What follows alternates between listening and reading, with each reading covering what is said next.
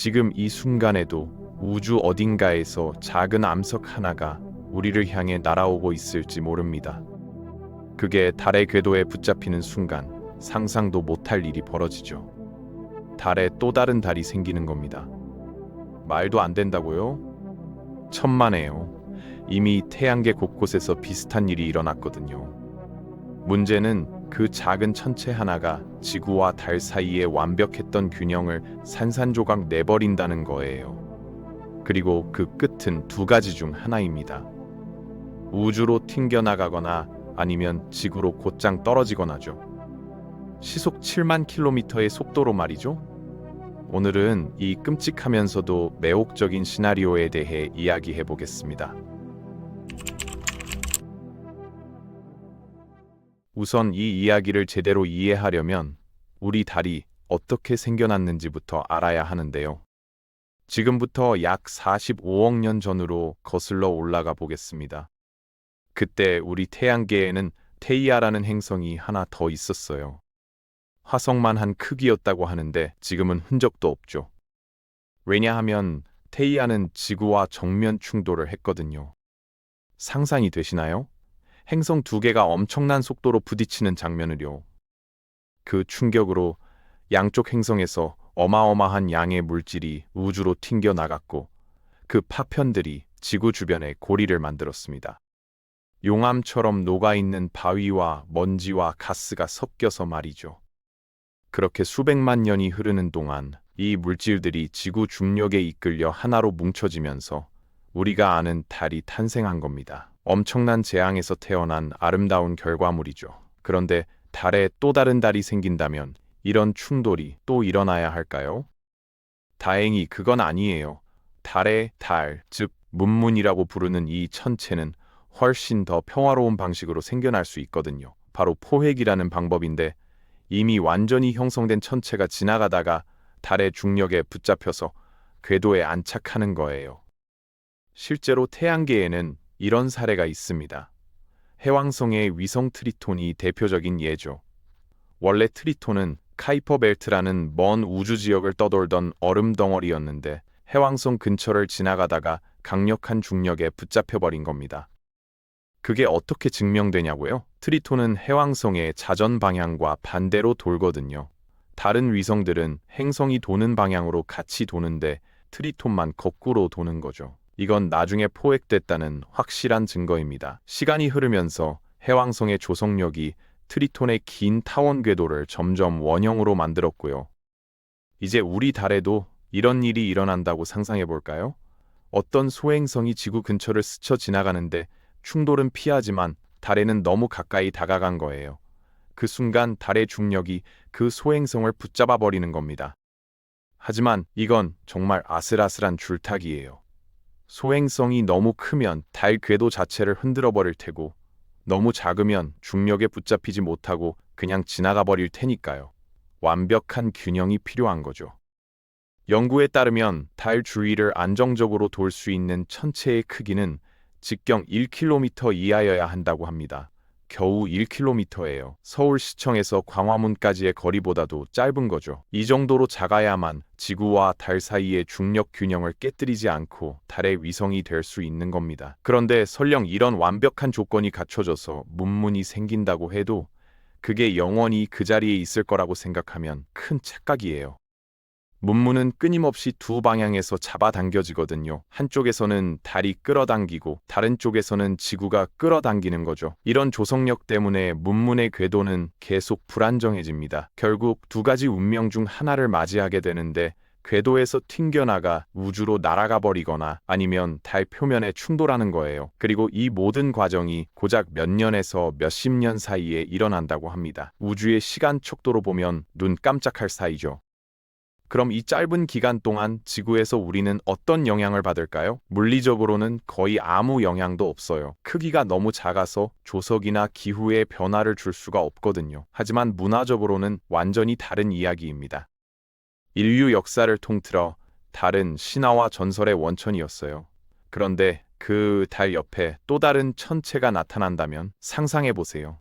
수많은 이야기가 만들어질 거예요. 새로운 신화, 예술 작품, 그리고 물론 음모론들도 쏟아져 나오겠죠. 과학자들에게는 평생에 한 번 올까 말까 한 연구 기회가 될 겁니다. 그것도 우리 집 앞마당이나 다름없는 가까운 곳에서 말이죠. 전 세계의 천문대와 망원경이 이 작은 천체에 집중될 거예요. 중력이 어떻게 작용하는지, 세계의 천체가 어떻게 상호작용하는지 실시간으로 관찰할 수 있는 기회니까요. 이렇게 모은 데이터는 우주의 다른 곳에서 일어나는 비슷한 현상들을 예측하는데 엄청난 도움이 될 겁니다. 밤하늘을 올려다볼 때마다 새로운 구경거리가 하나 더 생기는 셈이죠. 하지만 언젠가는 그 구경거리가 사라지는 날이 옵니다. 어느 날 밤 하늘을 보니 문문이 조금씩 멀어지고 있을 수도 있고 아니면 갑자기 달 표면으로 떨어지는 걸 목격할 수도 있어요. 그런데 만약 계속 지켜보지 않았다면요? 그게 문제입니다. 왜냐하면 지구와 달의 중력 줄다리기 끝에 문문이 제3의 길을 선택할 수도 있거든요. 바로 우리 지구로 떨어지는 거죠. 이렇게 되면 문문은 평범한 소행성이 지구로 다가오는 것과 똑같이 행동합니다. 우리 대기권에 진입하면서 공기와의 마찰로 엄청난 열이 발생하고 작은 크기 때문에 지표면에 도달하기 전에 산산조각 날 가능성이 높아요. 하지만 만약 부서지지 않고 그대로 내려온다면 그건 정말 심각한 문제가 됩니다. 시속 72,000km로 여러분이 사는 도시에 꽂히는 거예요. 이 충돌로 방출되는 에너지는 수천 메가톤의 폭탄과가 맞먹는다고 하니까 한 도시 정도는 완전히 사라질 수 있는 위력이죠. 그런데 이쯤에서 더 흥미로운 질문을 던져보겠습니다. 만약 지구와 달의 크기가 바뀐다면 어떻게 될까요? 지구가 달만큼 작아지고 달이 지구만큼 커지는 거죠. 말도 안 되는 소리처럼 들리겠지만 이 실험을 통해 중력과 천체역학이 우리 삶에 얼마나 중요한지 확실하게 이해할 수 있어요. 일단 기본 설정부터 정리하고 가겠습니다. 지구가 축소되면 대륙도 산도 바다도 모든 게 같이 작아지지만 비율은 그대로 유지돼요. 이걸 작은 지구라고 부르고 커진 달은 큰 달이라고 하겠습니다. 여기서 중요한 건 사람이나 동물, 식물은 원래 크기 그대로라는 거예요. 그러니까 갑자기 세상이 엄청나게 좁아지는 거죠. 원래 지구는 달보다 4배나 크고 무게는 80배나 나가는데 지금은 그게 완전히 뒤바뀐 겁니다. 작은 지구는 이제 큰 달의 위성이 되어서 그 주위를 돌게 될 거예요. 하지만 그 이야기는 나중에 하고 먼저 중력부터 얘기해 보겠습니다. 이게 정말 핵심이거든요. 천체의 중력은 질량과 반지름 둘 다의 영향을 받아요. 작은 지구의 반지름은 원래의 4분의 1로 줄어들지만 질량은 겨우 2%밖에 안 됩니다. 이건 엄청난 변화죠. 결과적으로 작은 지구의 중력은 원래의 27%밖에 안 되는 거예요. 70kg 나가던 사람이 갑자기 19kg이 되는 셈입니다. 운동이나 다이어트를 싫어하는 사람들한테는 꿈 같은 소식이겠지만 실제로는 악몽의 시작이에요. 낮은 중력에서 움직이는 건 분명 재미있을 거예요. 달 표면을 깡충깡충 뛰어다니던 우주 비행사들처럼 움직일 수 있으니까요. 근데 우주복은 필요 없죠? 거리 개념도 완전히 달라집니다. 뉴욕에서 파리까지 원래는 6,000km에 7시간이 걸렸는데 이제는 1,500km에 2시간도 안 걸려요. 비행기가 이륙하는 데 필요한 연료도 줄어들고요. 중력이 약하니까 하늘로 뜨는 게 훨씬 쉬워지는 거죠. 여기까지만 들으면 괜찮아 보이죠? 가볍게 떠다니고 파리도 금방 가고. 근데 문제는 여기서부터 시작이에요. 인간은 훨씬 높은 중력 환경에서 진화했거든요. 우리 몸은 낮은 중력에 적응하도록 설계되지 않았어요. 우주 비행사들이 6개월만 우주에서 지내도 근육량의 13%를 잃는다는 연구 결과가 있습니다. 무중력보다는 낫겠지만 낮은 중력도 마찬가지예요. 척추가 늘어나면서 변형되고 끊임없이 허리 통증에 시달릴 거예요. 근육은 점점 약해지고요. 중력이 약하면 체액이 위쪽으로 더 쉽게 올라가는데 과학자들은 이걸 부은 얼굴 세다리 증후군이라고 부릅니다. 정확히 그대로예요. 다리는 가늘어지고 얼굴은 퉁퉁 붓는 거죠. 눈도 손상을 입고요. 한편 큰 달은 이제 지구만큼 넓어지고 무게는 원래 지구의 3분의 2 정도가 됩니다. 당연히 중력도 엄청나게 증가하죠. 지금 달의 중력은 초당 1.62m인데 새로운 크기에서는 초당 5.96m가 돼요. 원래 지구 중력의 60% 수준이니까 거의 2배 가까이 커지는 셈입니다. 달에 생명체가 없으니까 상관없을 것 같다고요? 천만에요. 이게 진짜 문제를 일으키거든요. 바로 작은 지구의 조성 현상 말이에요. 정상 크기의 지구에서 조수간만의 차이는 대략 1m 정도인데 달이 갑자기 훨씬 무거워지면 지구 표면을 훨씬 더 강하게 잡아당기게 됩니다. 원래 조수였던 게 이제는 쓰나미가 되는 거죠. 뉴욕이나 베니스 같은 해안 도시들은 완전히 물에 잠겨서 사라질 거예요. 수백만 명이 목숨을 잃겠죠. 그런데 이게 시작일 뿐이에요. 큰 달의 중력은 너무 강해서 작은 지구의 표면 자체를 변형시킬 겁니다. 그러면 대규모 지진과 극단적인 화산 폭발이 일어나요. 중력이 작은 지구의 용암 핵까지 영향을 주기 때문인데 목성 2, 위성 2호의 화산을 폭발시키는 것과 비슷한 원리죠. 아까 작은 지구에서 우주복이 필요 없다고 했던 거 기억나시나요? 그 말은 취소하겠습니다. 우주복이 꼭 필요해요. 우리가 지금 지구에서 우주복 없이 살 수 있는 건 두껍고 멋진 대기층이 있기 때문이거든요. 산소를 공급해주고 태양의 해로운 복사선도 막아주죠. 근데 작은 지구에서는 이 대기를 잃어버리게 됩니다. 그것도 정말 빠르게요. 두 가지 이유 때문인데 첫 번째는 중력이에요. 원래 지구의 중력은 대기를 제자리에 붙잡아둘 만큼 충분히 강한데 중력이 갑자기 떨어지면 대기가 우주로 흘러나가기 시작합니다. 큰 달이 이 가스들을 일부 흡수할 수도 있고 그러면 이 회색 바위가 태양계에서 가장 살기 좋은 곳이 될지도 모르죠. 설령 작은 지구가 대기를 조금이라도 붙잡고 있더라도 시간이 지나면서 두 번째 문제가 나타나요. 크기가 작아진 만큼 작은 지구는 훨씬 빨리 식을 거거든요. 시간이 흐르면 용암 핵의 열을 모두 잃게 될 겁니다. 달도 45억 년 전에 형성됐을 때 똑같은 일을 겪었어요.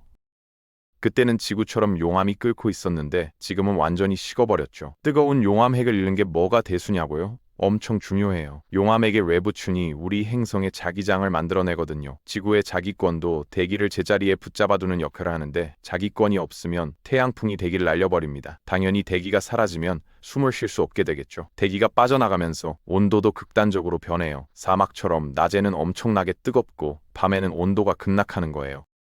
작은 지구는 아마 극지방의 얼음을 좀 보존할 거예요. 화성처럼요. 하지만 바다와 호수의 물은 전부 끓어서 증발해버릴 겁니다. 그러면 작은 지구에서의 생명은 사실상 끝나는 거죠. 대기가 없으면 태양 복사선에 그대로 노출되니까 여기까지 살아남았다 해도 암과 백내장에 걸릴 거예요. 신경계도 망가지고요. 작은 지구가 대기를 잃는 건 꽤 빨리 일어나지만 자기장이 사라지는 건 시간이 더 걸립니다. 달도 한때 있었던 자기장을 잃는데 약 2억 년이 걸렸거든요.